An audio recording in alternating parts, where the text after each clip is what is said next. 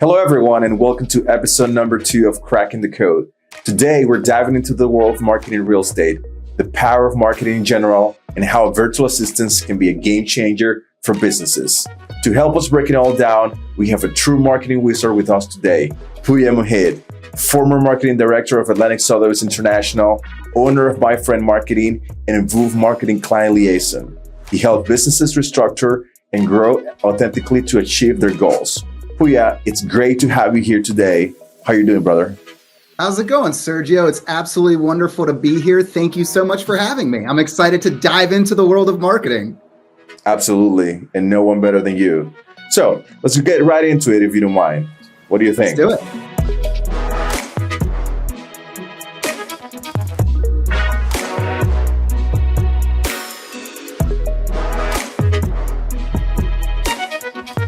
All right, so let me ask you something, Pooya. What do you think is the role of marketing in real estate in general? I mean, you've been a marketing director for a big Sotheby's branch for over 7 years.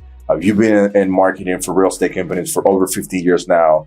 So what do you think in general? Because I know a lot of companies tend to neglect the natural old school marketing in general when it comes to real estate. They love about PPC. They love, the Facebook ads. They love the new trends, right? But the core of the marketing is somewhat forgotten with real estate companies. So what do you think about that? Yeah, I mean, at the end of the day, marketing in real estate becomes an extension of you, right? So if you were to ask me what's different talking about marketing today relative to what real estate marketing used to be maybe in the 1990s or 1980s, it's not just a for sale sign anymore, right? Back then, it would just be a for sale sign, a flyer. That's kind of what you're talking about, some of the old school methods. You'd stand there and you'd wait for the phone to ring, right? Well, now we're in the age of the internet. Marketing is 24/7. It's 7 days a week, right? Our opportunity to put ourselves in front of our clients and consumers is 24/7, which means our opportunity to sell to them is also 24/7.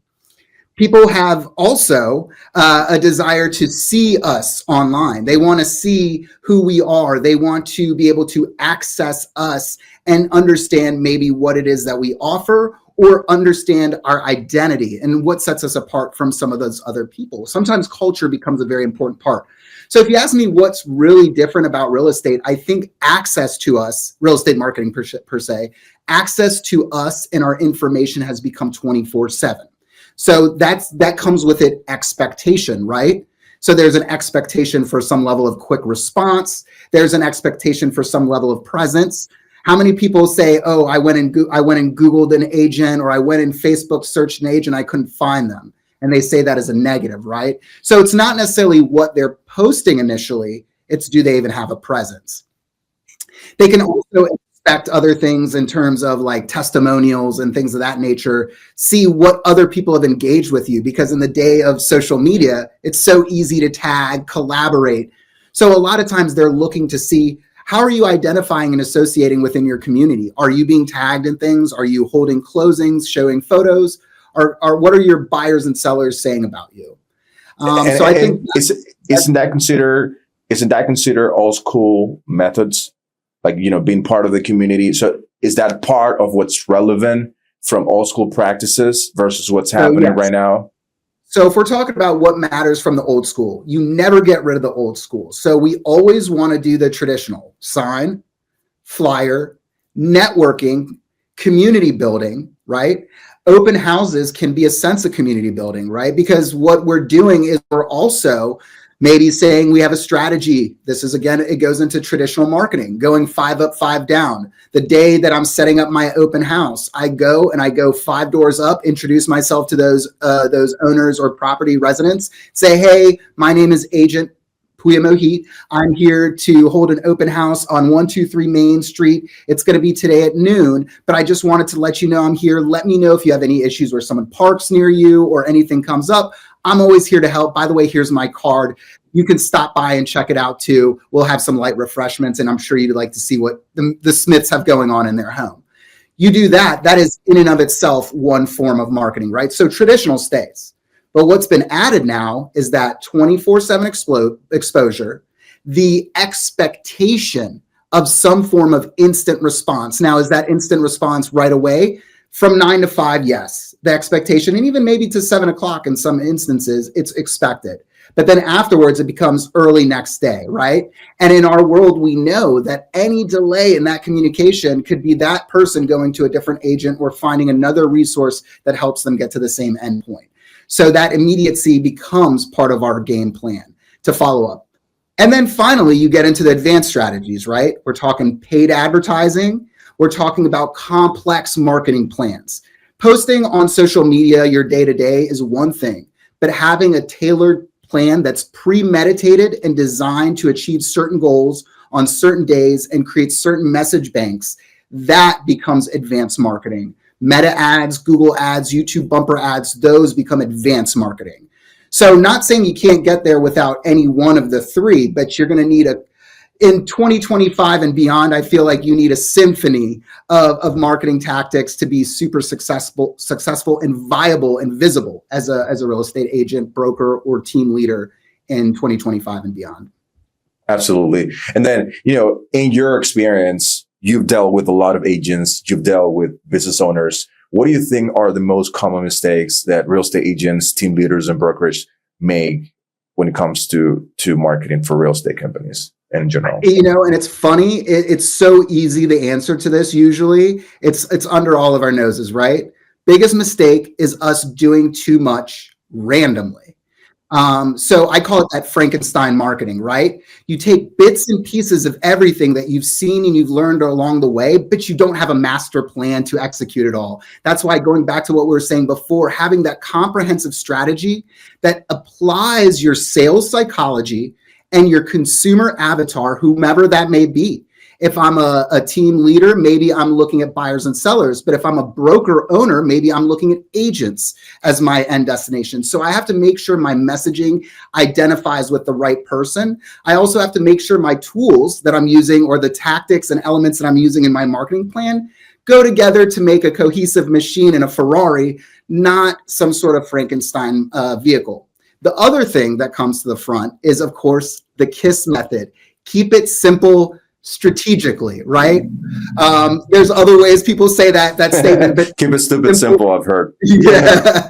Keep it simple strategically, right? Because it's not saying don't do too much, but pick 1, 2, maybe, if you have already some basis, 3 pillars, and then start with those pillars and build a cohesive foundation and workflow that feels authentic and organic. Because you want purposeful and consistent content, but it needs to at the same time be authentic and not forced. If you're filling the void, you're filling the void. If you're providing value, you're providing value. So it's simple as that. If you want to say something, make sure to articulate value and inform your avatar, whomever that may be. So keeping it simple, number one mistake is doing too much randomly. So keep it simple and make sure you have a plan.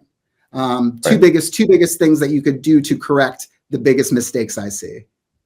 Now, if you were a real estate agent today, and let's say you're not really a seasoned agent, you're just someone that is a couple of years into the business, what would be the maybe a couple or 3 or 4 game changer strategies that you would utilize in order to prop your business? Maybe SEO, more social media presence. I don't know. I mean, you're the expert. What would you think? That's a great point. So there are some game changers out there that entry level or mid level agents, brokerages, teams can use and leverage to supercharge. Now, scalability, and I'm going to say this probably a little bit more in this conversation, I could tell, but scalability doesn't always mean taking on more. Sometimes the efficiencies allow you to get more from what you're already dealing with. It allows you to not lose some leads. It allows you to have tighter connection to win more leads. It allows you to have better follow-up to win the past clients and the referrals.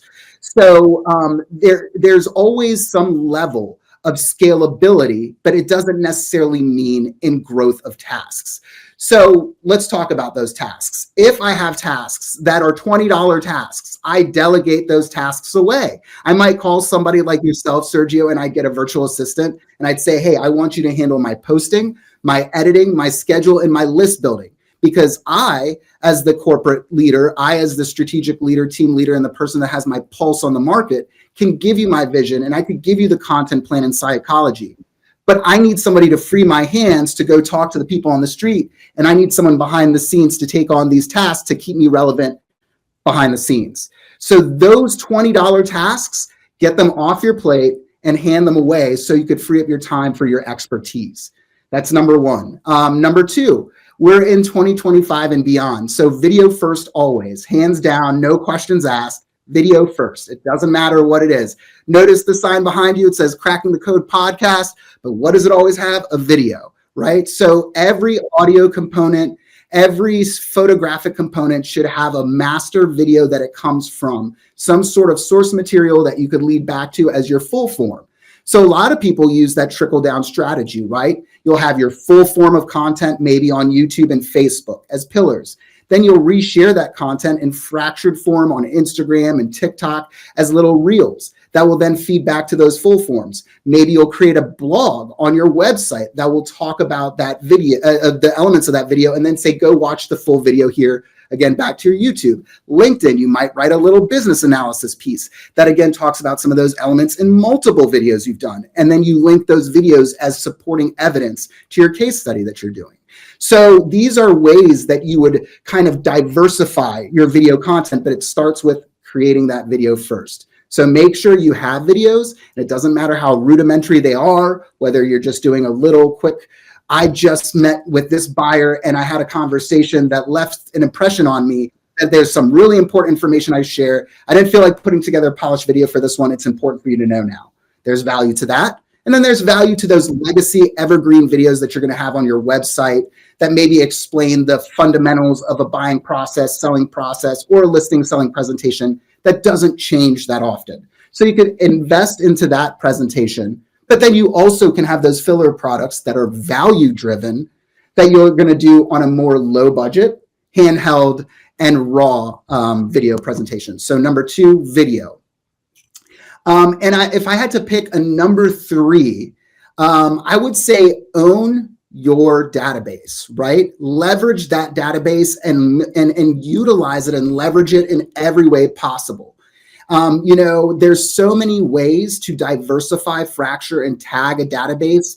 People are unique. We have different facets. If you get away from making linear marketing and you could speak to a segment of your audience and find ways to tag those and create a commonality in your email group that may have a particular niche. If you could target that niche and create a conversation around that niche that leads into your business, now you're creating unique ways to jump in front of your audience without having to create more groups and manage more lists. Sometimes maximizing that email list you have and treating it like gold. Am I doing my calls to my list? Am I leveraging my inside sales team? Am I doing my email campaigns with my list? Am I exporting that data and using it in my social media advertisement campaigns?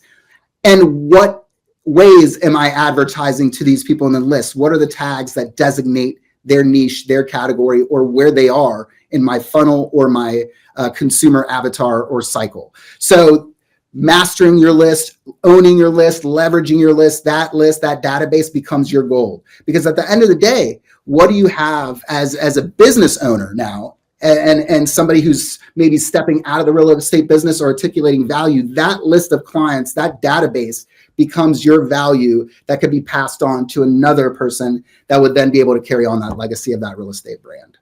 Yeah, absolutely. And also, people don't know what you sell until you tell them what you sell, right? So you have to be in front of them and, I'm a real estate agent. I sell houses. I help you buy houses. That's one of the fundamentals that agents forget. They have to, like you said, put it out there, quick selfie video. Hey, I met with this buyer today. I met with this seller today.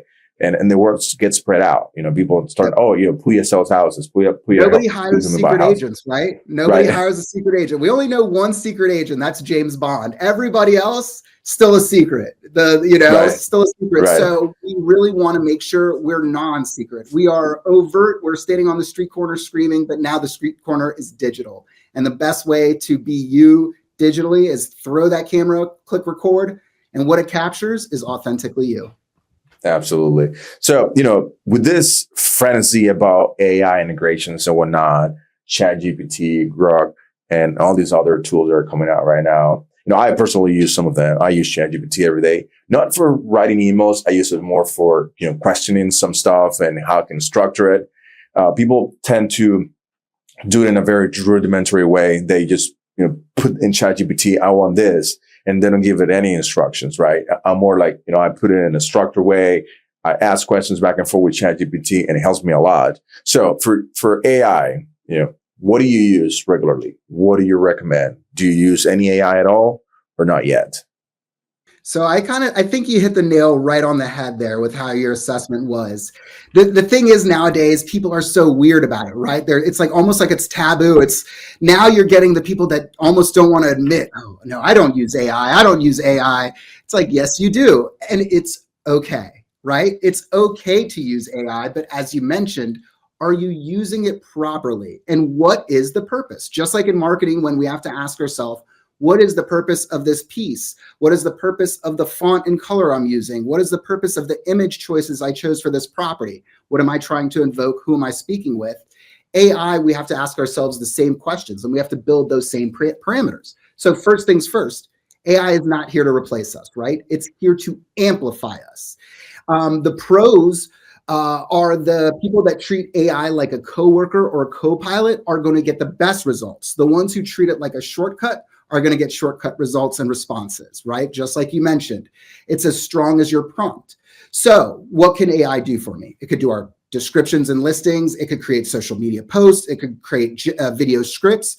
But the secret to that is humanity and creativity. That's what creates the authenticity. We give it humanity, we give it the creative, and we give it the strategy. Let it be your coworker that takes that and then executes your plan, not creates a plan for you. So make sure you're the captain of the ship and then utilize that as a deckhand to make sure your ship is run well. But you never give up and relinquish that role as captain. You never stop thinking. If anything, you have to be able to understand your marketing and strategy better and more precisely in a microscopic level. So that way, when you feed these prompts to ChatGPT, for example, Perplexity, whatever the case may be, you're going to get the most optimal and effective response back that can then be deployed in your system. Now, are you going to always take that and run with it? No. There's always a level of oversight and a little bit of modification that needs to be done by us in order to make the most effective product. But it reduces our time in, and it allows us to act as if we're a dozen people in more rapid fashion. So what's coming? Personalize your automation. Understand yourself better so you know what that automation's value is and how it integrates into your personal workflow now. Are you going to be using AI video avatars? Make a decision about that. It's not necessarily bad. If the information that is being fed to that video avatar is quality information that is of value, that phrase that I used earlier, that of value, then doesn't matter if it's a cartoon or an AI or a human being saying it, the value is still there. At the end of the day, remember for a while there was a super popular fad with those sketch cartoons where a lot of the explainer videos were done with pencil drawings and animations. So we're already accustomed to taking information in different mediums. This is just another medium. As long as the information's good, it could still win an Academy Award, right? And there's some that are going to be very bad and will not even get nominated. So authenticity is number one, and the way we do that is by our intervention, our strategy, and our expert implementation of those parameters. So the results that we get from the AI are the best. So really know your craft. I mean, if anything, it's beckoning marketers to step it up a little bit. Right. And do you personally use any AI tools right now? I use them as often as possible. So ChatGPT is part of my daily workflow. Like you said, I use it often as a research tool. I also use it as an information expander tool. So if you could take content and For example, say you want to generate a lot of blogs. You have the abstract for the blog. So you have the basic story down, you have the key points and elements you want to emphasize, you have your destination of where you want that blog to resolve to. If there's other media that you want to be embedded into the blog, you include it. Then you give it the parameters, say, hey, I'm writing in this WordPress platform. I want you to use XYZ tone for this industry. The audience is this niche, and we're writing to this geographic location. These are the types of XYZ audience we want to attract. We want a certain pacing in it. And then say, I want this optimized for like Yoast SEO. Make sure to give me metadata. Make sure to give me a key phrase for my focus, or keyword or key phrase for my focus, et cetera, et cetera, et cetera.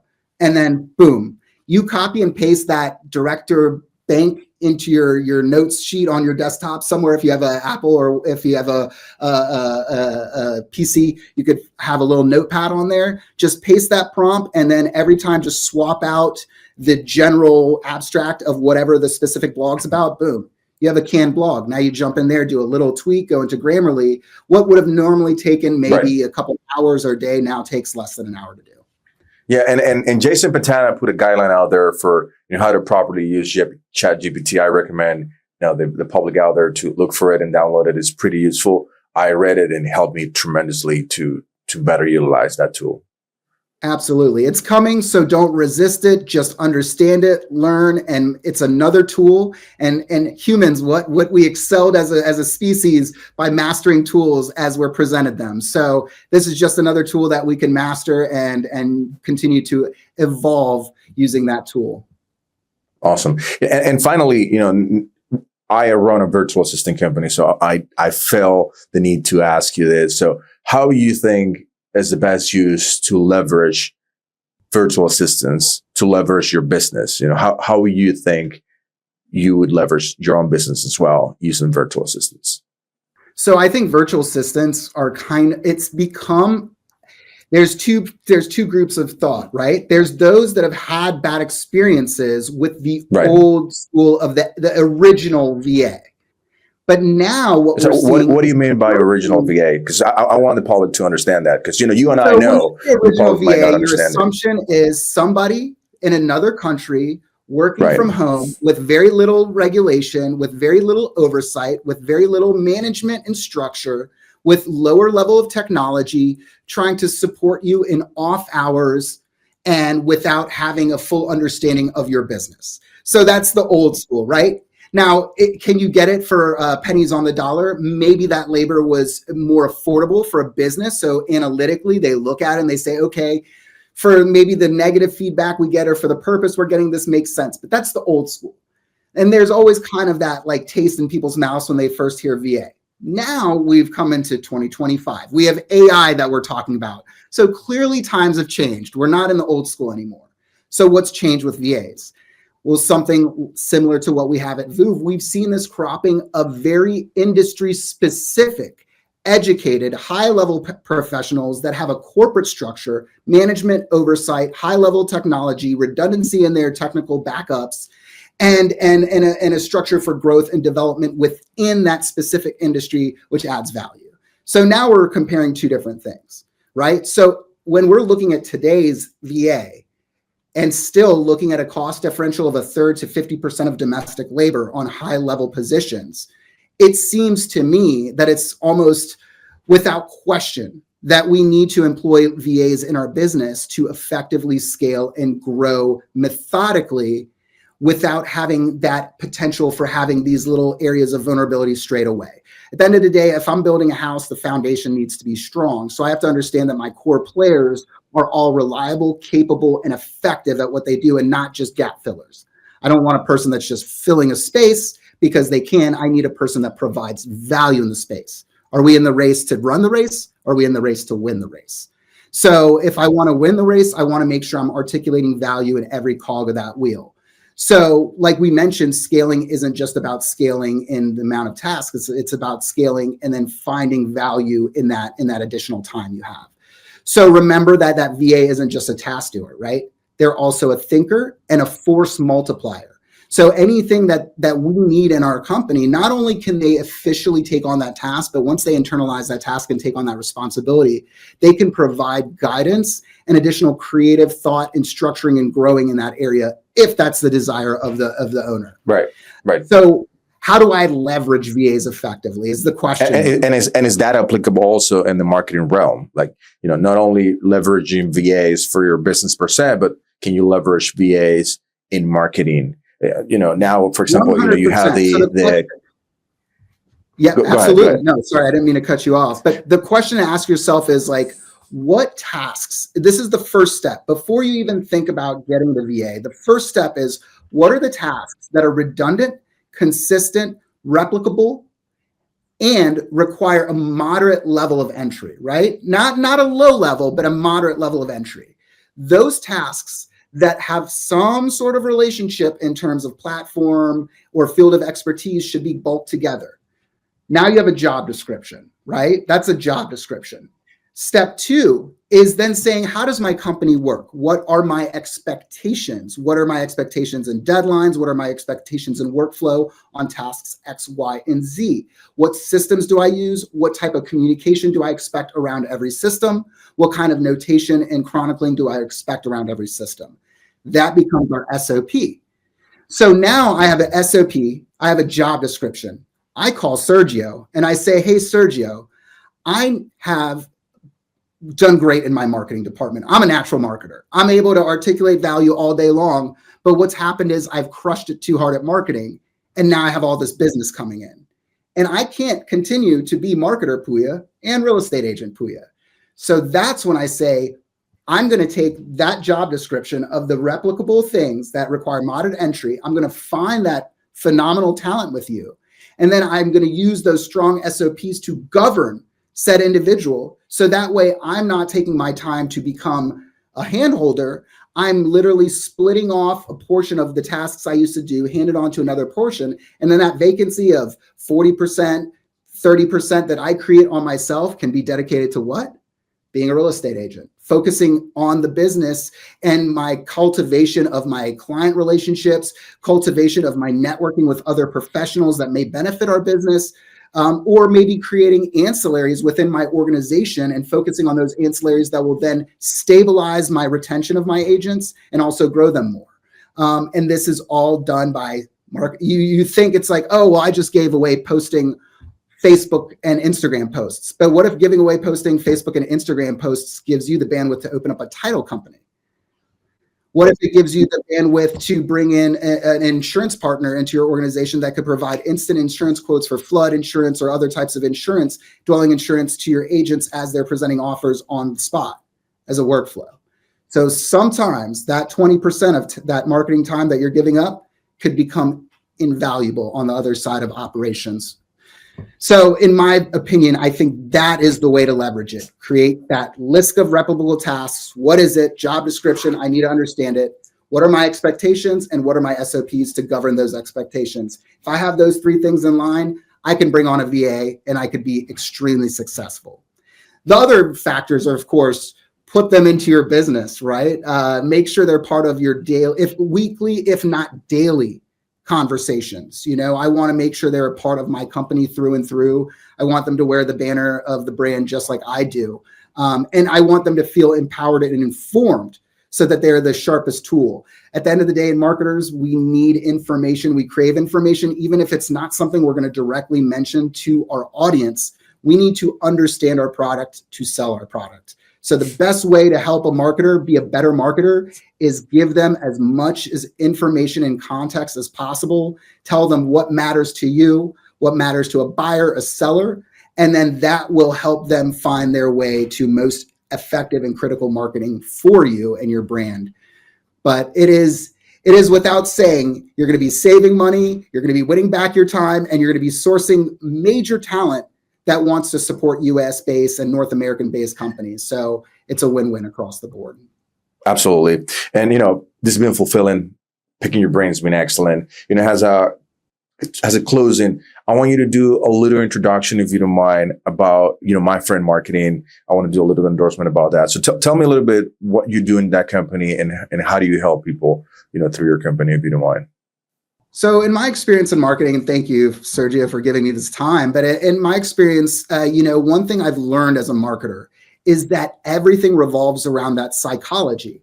But as we did different A/B tests and we tried different campaigns and plans over a decade plus of experience, what I found is that the secret to all marketing is authenticity.